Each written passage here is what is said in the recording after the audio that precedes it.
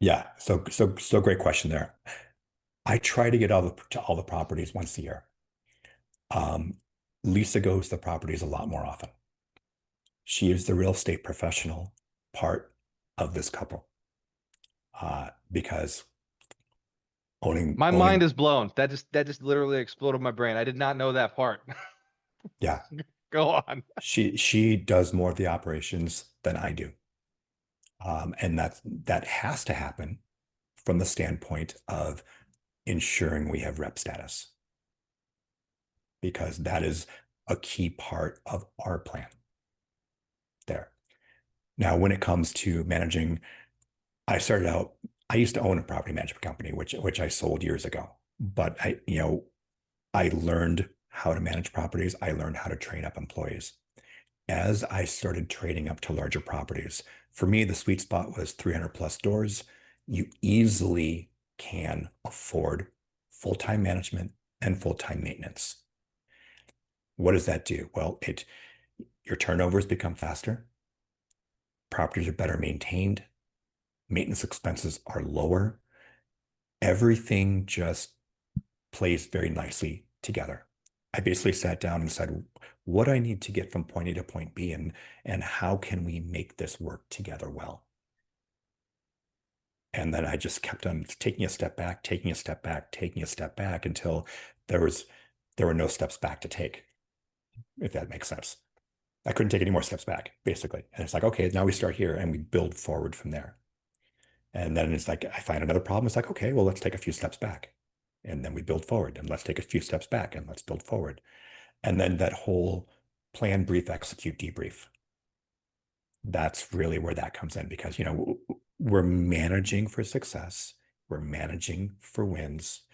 Comp structure plays into that. It has to. People will do what's in their economic best self-interest. If you can align that with your best economic self-interest, win-win. That's important. You want to create a win-win whenever possible, because part of being a leader and part of being a manager that's effective is your people will go to war for you if they think that you have your back. And if they think you don't have their back, they won't. So what do you need to do to get your people to go to war for you? Wow. I love this. There's a great book, by the way, called The mm, The Dream Manager. The Dream Manager is a phenomenal book for getting your people to go to war for you. Just the absolute ask them what they want is essentially the principle behind ask them what they want and build a plan for them that works within the company, and you'll always have people who want to stay with you because they see you care about their goal. I know you got a question, Tashi, and I just got one more follow-up to this. The the role your wife plays, I think, is absolutely fascinating because I often talk about in Alchemist Nation. I'm like, dude, your spouse has to be on board on some level, on some degree, to some degree. Your spouse has to be on board. Mark's wife, literally, who he's always kind of separated church and state, came to him and said, I want to run the property management company. And Mark at first said, absolutely not, no way. I love you too much to put you into that role. And she said, Mark, give me something. I'm not just going to babysit our kid all day. I've got to have something outside of being a mother. And she's found a lot of purpose. I'm sure it's been trying to teach or share, but it's been a wonderful experience for Mark overall because he'll do anything with his wife. How has working with her made your life better? When did she jump into this? And is she that main point who then, so you speak to her, she's the integrator? She's from that Yes, point yes. down to all the managers below? That's Oh, exactly the way that works. fascinating. And when it comes to Lisa's reviewing financials amazing. weekly, I've yeah, got I don't know what I got to do to get an interview with you and Lisa together. Dinner with you and Lisa. I will pay. When you pick the restaurant, I'll drive to you. This sounds awesome. So how did you and Lisa's integration begin in real estate? That may be a huge question, but if you don't mind, Eric, that boggles my mind. sure. So we've been together for 14 years now. Um, when we got together, of course, we both had real estate at that point in time. I was doing a little better at it than she was. She had just sold a business, and she's been a serial entrepreneur. She's She's built up and sold several businesses, has been quite successful with that. I've built up and sold several businesses. We're very like-minded there. She had no interest in building up another business and had reached a point where she's like, I don't have to work.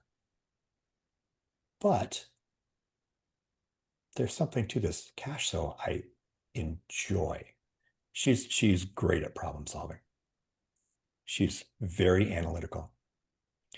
And if you look at like her educational background, so she originally went to school, did her undergrad at University of Michigan, has a degree in Spanish, got her master's in psychology from Wayne State, worked in family counseling, family therapy.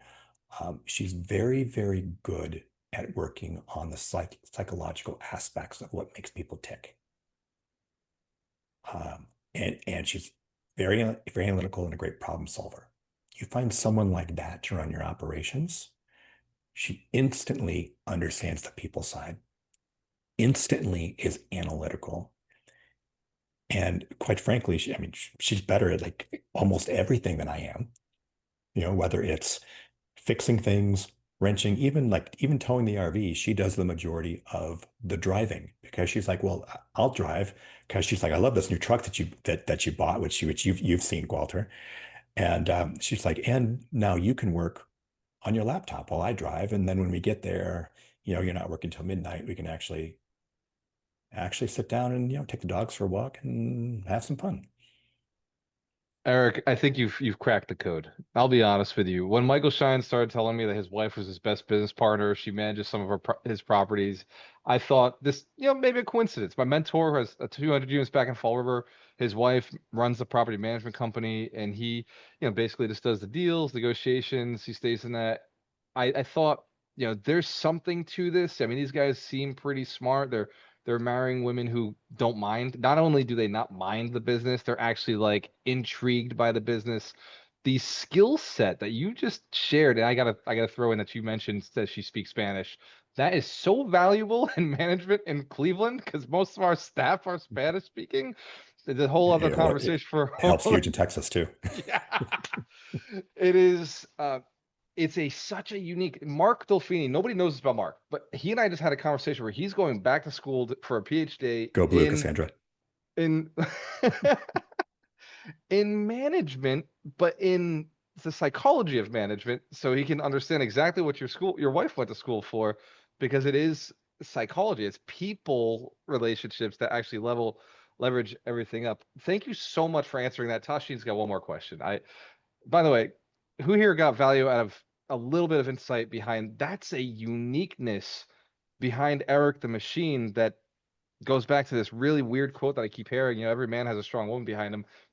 Again, I cannot find a fault to that statement. It seems like a truth in all arenas. Go ahead, Tashin. So you actually changed the question that I had after you went into that. Don't worry, So, I Tashin. don't know You if can that's be good or bad, successful but without an okay. amazing wife who speaks Spanish. It's gonna be okay. so not being, not having a spouse and not being married, but also having the mindset of like having a few relationships and understanding that now I want them to be integrated in the business before I'm integrating into a relationship, because I feel like if we can make it in a business, then we should be able to make it in a relationship if we're that closely aligned. Um, because a lot of relationships have issues because of money or quick decisions, and you deal with both in business.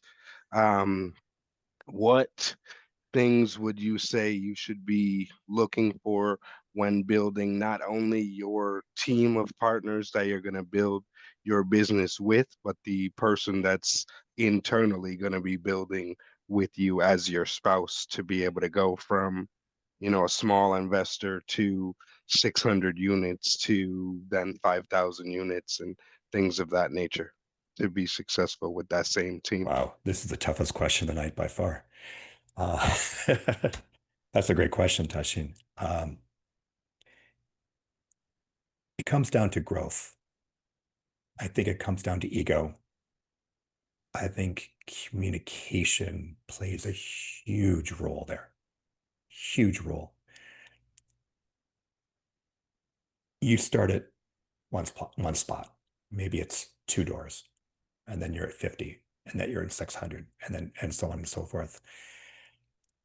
You have to be able to constantly communicate with this person, and you're going to argue, sometimes like cats and dogs. It's human nature. It's part of how things work. How do you find the right person? Do you go in business with them first and then start a relationship? Do you do it the other way? I think it depends upon the person. To a certain extent, and maybe this is just me being the, old school conservative accountant in me coming out here, the, dating someone from work. Sure, it works for some people.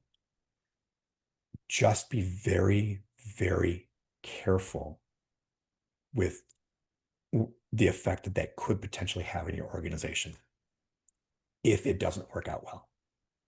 If it works out well, great. But if it doesn't work out well and you and your partner split, that could be a bomb going off inside your organization. So just be very intentional.